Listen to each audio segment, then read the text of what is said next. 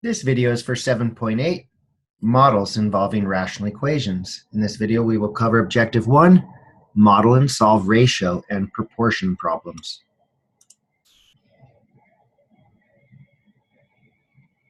In practice 1, we have a proportion. We have the fraction 150 over r equals 250 over r plus 20. This proportion states the equality of these two rational expressions. To solve any rational equation, we can multiply both sides by the least common denominator, r times r plus 20.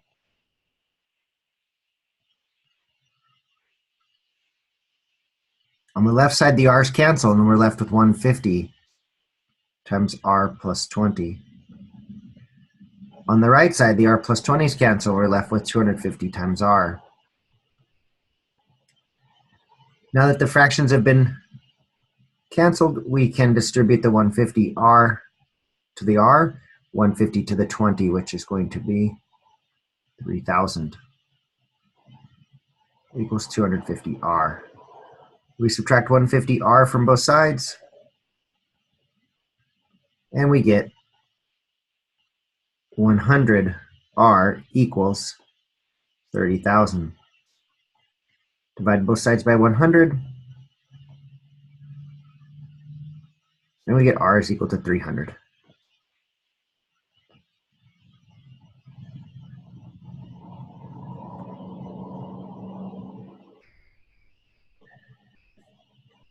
All right, so a ratio is just the quotient of two numbers or two quantities. The ratio of two numbers, a and b, can be written a to b, a colon b, or a over b. A proportion then is just an equation where you state that the two ratios are equal to each other. In order to solve this proportion, we can multiply both sides by the least common denominator, which is 72. 72 goes into 72 once, so we're left with 91, and 8 goes into 72 9 times. Divide both sides by 9, and we get x is equal to 91 over 9. Sometimes it's a little easier to use the means extreme theorem. A over b equals c over d implies that a times d equals b times c. I like to call this cross products, because across we're taking a product. Across we're multiplying a times d and b times c. So in this section, it's a little faster to take the cross products. 2p plus 1 times 8, 4 times p. We distribute the 8 across, and we get 16p plus 8 equals 4p. I'm going to solve this one by subtracting 16p from both sides. That's negative 12p equals 8. If we have negative 12p equals 8, we divide both sides by negative 12, and we get p is equal to 4 goes into 8 twice, 4 goes into 12 3. We get p equals negative 2/3.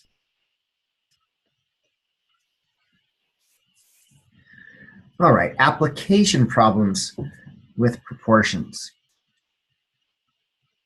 In example 3, we have a rate. It says on a map that 1/4 inch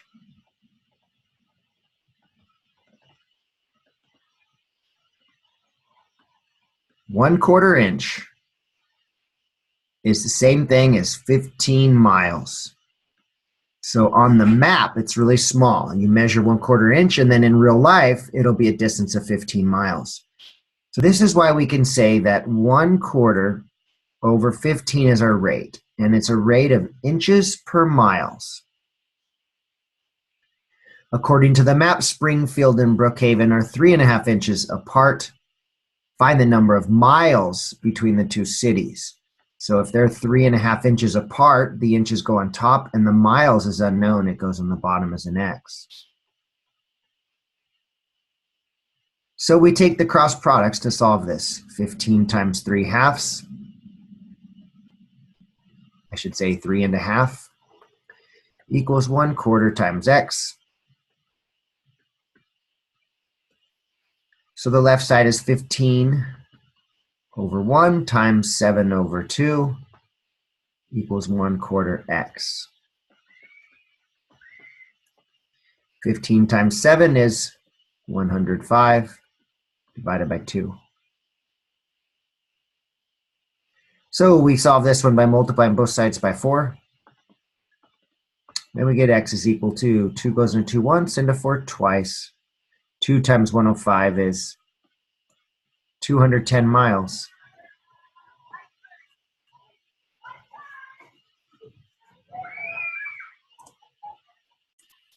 So we say that Springfield and Brookhaven are really 210 miles apart.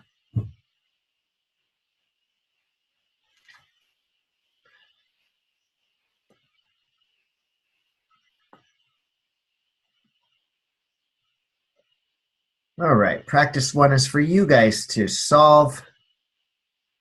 Take the cross products and solve for x. But be careful here, we have to remember that x cannot equal 0. All right, please press pause on your video, solve that, come back and check your solution against mine. Now that you've had a chance to solve this, let's take the cross products. 2x squared equals 6 times x.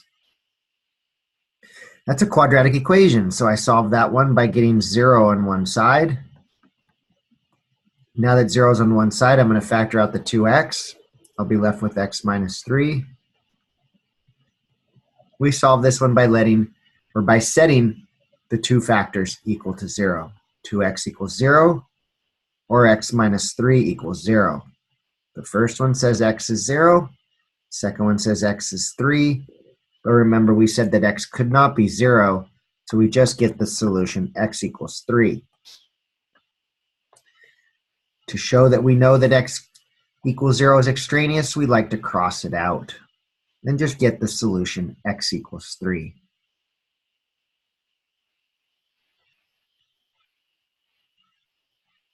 All right, the next practice problem for you is about pancakes. When solving these problems, you're looking for your first rate. And it says a recipe for pancakes says we should always have 3/4 cup milk to 1/2 cup flour. Now that I've formed that rate, you ask what is unknown, and it is how much flour is needed if you only have 1/2 cup milk. So it's the flour that's unknown down here for the 1/2 cup milk. So I encourage you to press pause on the video, solve that to see what you get to determine how much flour we would need to make perfect pancakes. So now you've had a chance to solve that. I'd like to solve this with you and check to see how you did. So we take the cross products, which is 3/4 times x, and 1/2 times 1/2 is 1/4. We solve that one by multiplying both sides by the reciprocal, 4/3. And that means that the 4's divide out, leaving us with 1/3 cup flour. That's how much flour we would need.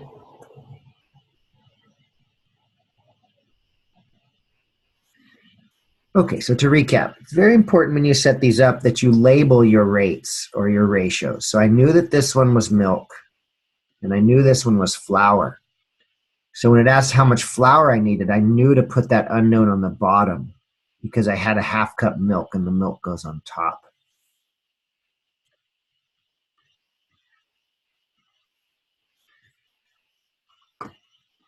This concludes the video for 7.8 Models Involving Rational Equations, Objective 1, Model and Solve Ratio and Proportion Problems.